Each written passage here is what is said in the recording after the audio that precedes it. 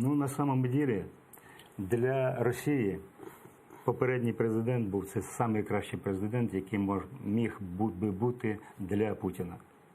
Оскільки він міг спокійно себе почувати, і оті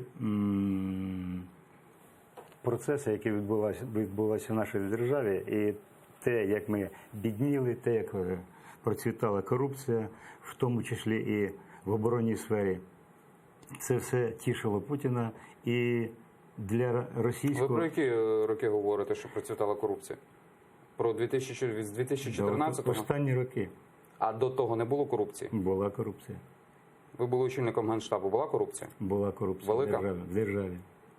А в Збройних силах України? І в Збройних силах України була.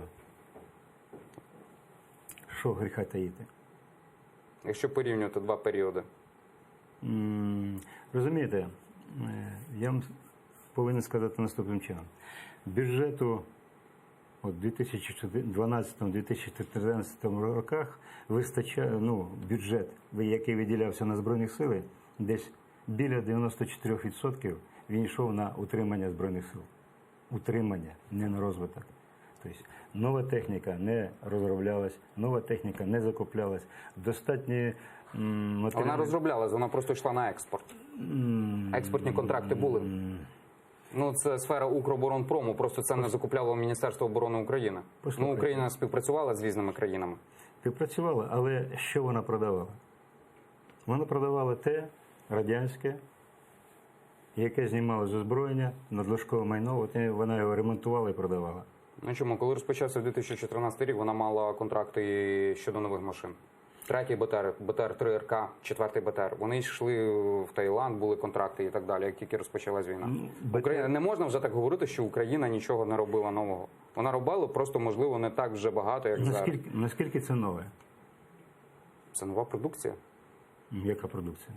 Це БТР-3, корпус, перероблений, розроблена башня, модуль, який встановлений на цю машину, він продавався. Це так. Деякі речі робились, але це модернізація, а не розробка щось нового. Модернізація. Для своїх Збройних сил коштів не вистачало, щоб модернізувати. За кордон це робили. Звичайно, якісь корупційні схеми були і при модернізації, і при ремонті, і при будівництві житла для військовослужбовців, і реалізації надлишкового майна. Але ми повинні розуміти, що є Міністерство оборони, воно поділяється. Є безпосередньо Міністерство оборони, яке забезпечує Збройні сили, воно розподіляє і використовує кошти. А є Збройні сили, які споживають те, що їм надають. Тому воно нічого не змінилося на сьогоднішній день.